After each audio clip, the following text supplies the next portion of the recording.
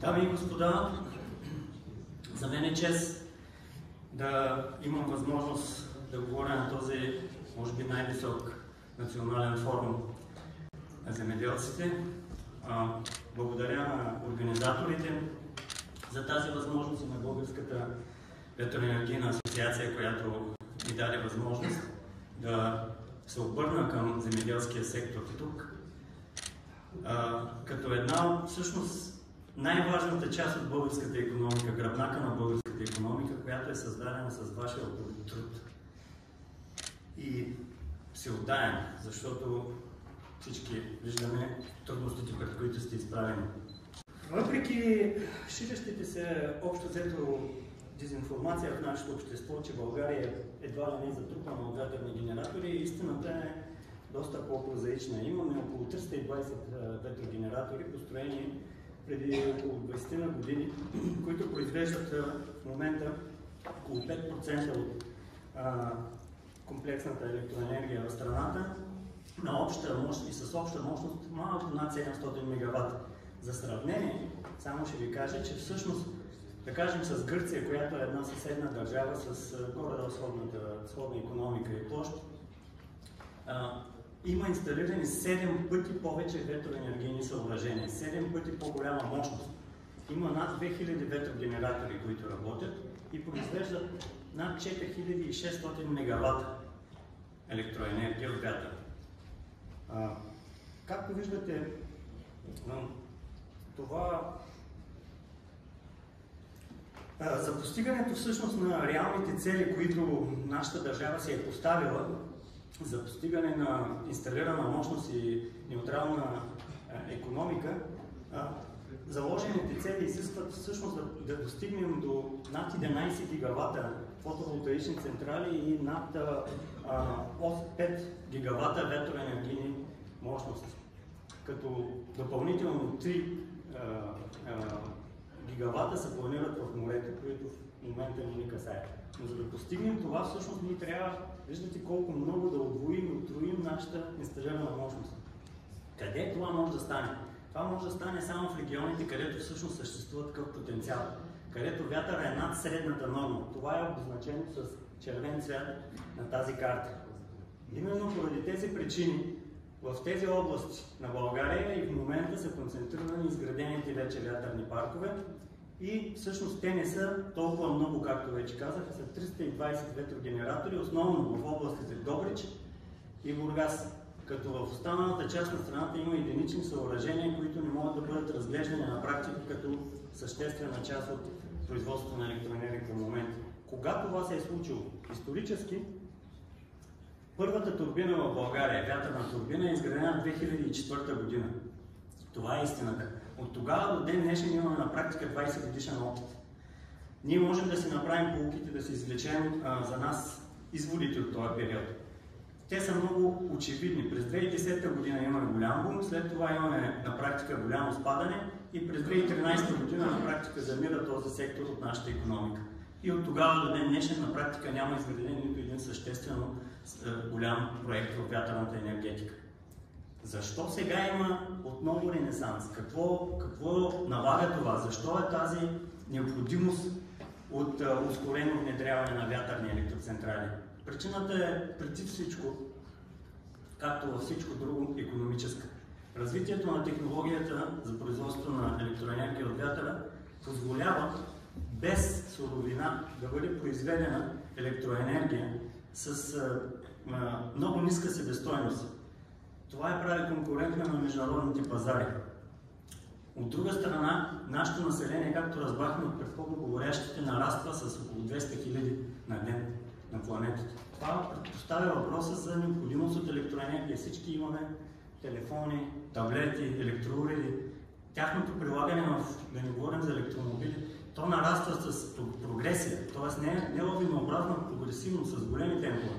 Трябва ни електроенергия. Алтернативите са известни и една от тях в мащабите на Европа вече е осъзнато, че справянето с тези климатични промени и балансирането на енергийния микс може да бъде постигнат с вятърните мощности. Кое е основното предимство на тази технология от гледна точка на земеделието и нашата околна среда. Това е площната ефективност. По отношение на площта, параметрите, които производството на електроенергия от вятъра постига, са несравними с останалите технологии. Какво означава това? В момента 320 вятърни генератора заемат около 2000 декара реална площ, което е 0,004% от земеделските площи в България. Какво? Всъщност, кое гарантира на нас хората безопасността и устойчивостта на развитието, свързано с земеделската практика и възобновяемата енергия от вятъра? Това е процедурата по ОВОС.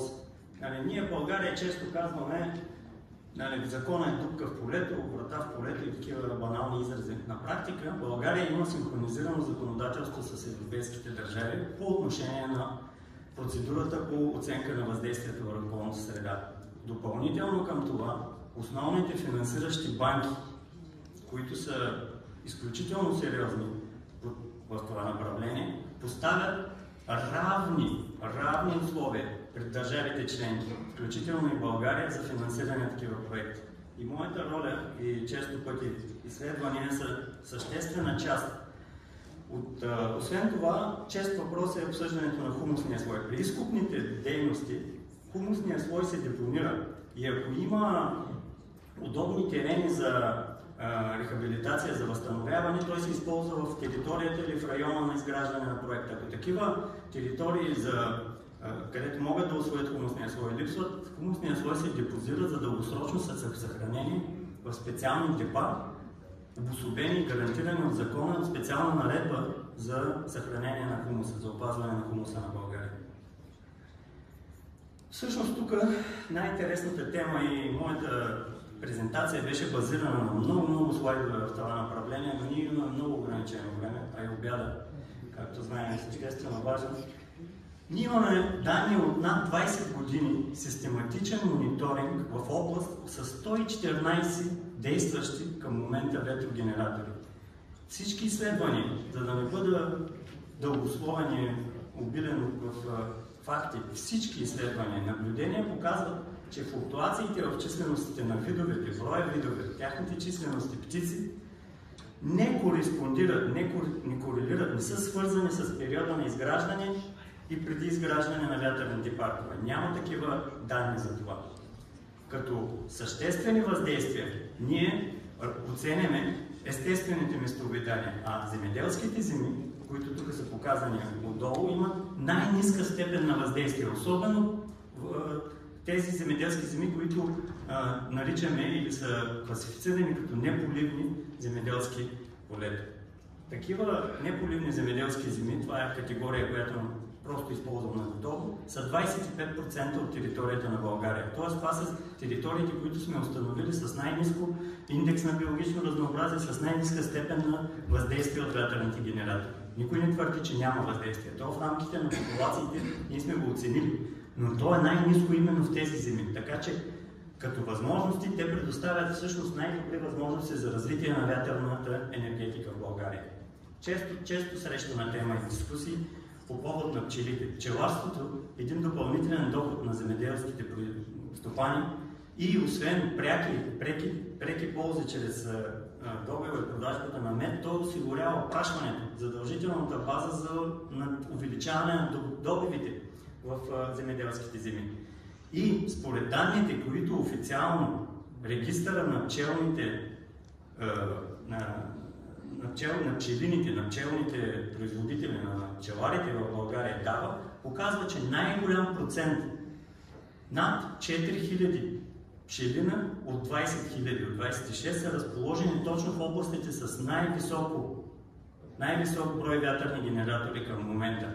Отделно аз като изследовател и професор в Българска академия на науките по екология и опазване на екосистемите, следящ литературата и научните данни, мога да кажа, че няма научно изследване, което да показва потенциално негативно въздействие върху пчелите от вятърните генератори. Такова в научната литература няма. Защо е удобна вятърната енергия и защо говорим за една безопасност? Защото, както отбелязах, тя няма суровина. Отсъствието на суровина я прави сигурност. Защо? Защото независимо от доставките, всеки, който зарежда автомобила, се знае, че трябва да отиде до бензиностанцията. Ако произвеждаме електроенергията си там, където живеем, нямаме нужда от тази суровина. В този смисъл тя е сигурна. Безопасност, създава безопасност и независимост. В същото време населението на планета все повече разбира от всички тези модели колко е важно да забавим климатичните промени или поне да имаме възможност да се адаптираме към тях. Те да не стават толкова рязко. И това е един от ефективните инструменти за постигане на тези цели. Какви са възможностите за земеделците в сътрудничество с компаниите, които развиват и използват съоръжения за производство на електроенергия от вятъра? Това са преди всичко самите програми, бизнес програми на тези проекти. В тях задължително има включена част, която разглежда социалната програма на този проект. Тя включва субсидии за общината и преки плащания, разбира се, на собствениците на земя, където това се изгражда. Отделно тези преки приходи, които са заложени в бизнес програмата на инвестицията на банката, съществуват възможности за възстановяване на биологичното разнообразие, за възстановяване, защото вие като земеделци знаете къде живеят птиците и животните. Те не живеят в монокултурата, те живеят в екологията, се нарича екотон. Зоната между полето и естествено гората, там където има срещане на тези две места, там все още има биологично разнообразие и то може да бъде възстановено и увеличено. Има програма LIFE на Европейската общност и може да добиете финансиране за вашите общности, като формирате всякакви организации, НПО организации или общински кандидатствания. Значи, другото, което тези проекти биха могли да ви осигурят, е дългосрочни договори за поливно земеделие на по-ниска и рентабилна цена, ако включите такива договори.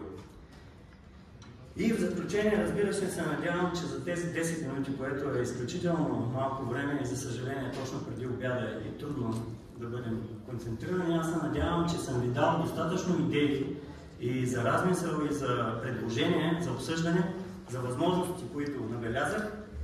И да кажа, че както и земеделието, така и възобновяемите източници са един добър пример как може природата със своите неизчерпаеми източници да бъде използвана и в същото време запазена за нас да живеем в средата, в която искаме и да я предадем на нашите поколения. Това е изключително важно да поставим. Ние трябва сега да действаме в тази посока. Благодаря за вниманието.